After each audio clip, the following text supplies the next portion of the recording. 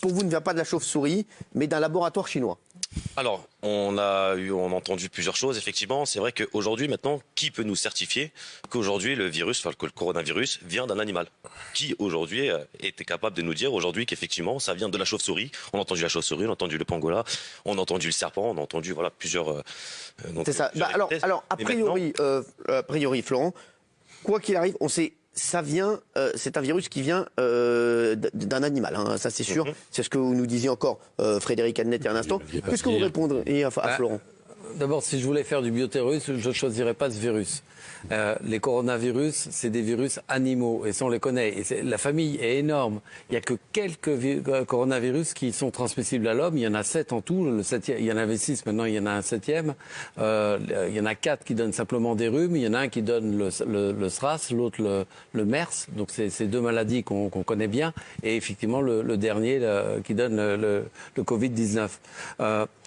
Le coronavirus, c'est une immense famille qui infecte les animaux, si vous voulez. Et si j'étais un bioterroriste en puissance, je choisirais pas du tout ce virus pour aller être disséminé au milieu des humains. Je choisirais par exemple, des virus qui ressemblent à la variole ou qui sont extrêmement pathogènes. Donc la probabilité qu'il soit fabriqué par l'homme, à mon avis, est voisine de 0. D'accord. Alors, c'est ce que des scientifiques ont dit, parce qu'à un moment donné, il paraît qu'il y a certains scientifiques avaient prétendu, c'est sur ça que vous vous appuyez, que ça pouvait être fabriqué. Et ils l'ont tout de suite retiré, cette expertise-là.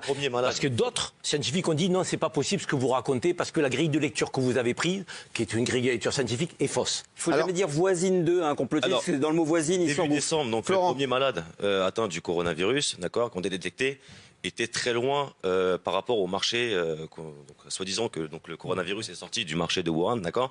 Alors comment aujourd'hui, vous pouvez aujourd'hui m'expliquer comment ça se fait que les premiers malades de ce coronavirus étaient très loin de ce marché?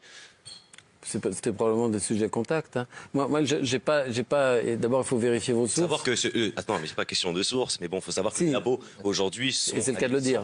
Donc, sont bien situés aujourd'hui, tout proche du marché de Wuhan. Je connais pas l'histoire, je connais pas le patient zéro. Enfin, je sais pas si tu le connais. Oui, mais aujourd'hui, on connaît pas l'histoire. Alors, dans ces cas-là, vous pouvez en être sûr qu'aujourd'hui, le coronavirus Covid-19 vient de la chauve-souris.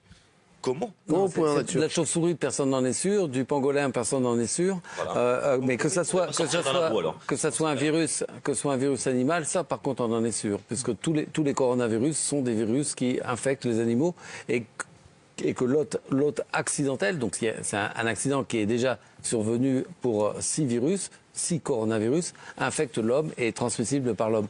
Donc l'origine, si vous voulez, de ce virus, on est certain qu'il est animal. Après, que le premier cas détecté soit loin de Wuhan, c'est peut-être qu'il y a eu un cas contact. Mais encore une fois, j'aimerais bien voir vos sources, parce que dans les théories... rejoindre notre groupe. Oui. Non, moi, j'étais passionné des ovnis. Quand vous aimez la Terre plate. Voilà.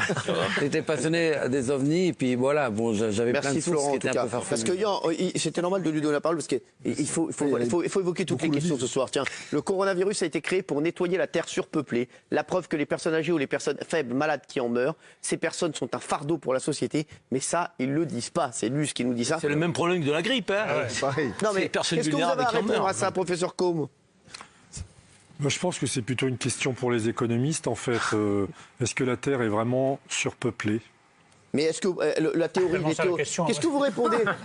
Qu'est-ce que vous pouvez répondre aux théories du complot comme ça, Jimmy Mohamed? Non, mais les personnes âgées sont des personnes vulnérables et fragiles. Elles peuvent mourir d'une gastroentérite banale, elles peuvent mourir de la grippe, et désormais, elles pourront mourir du coronavirus. Mais je pense qu'il faut qu'on arrête. On a eu ces mêmes théories pour le VIH, pour Ebola.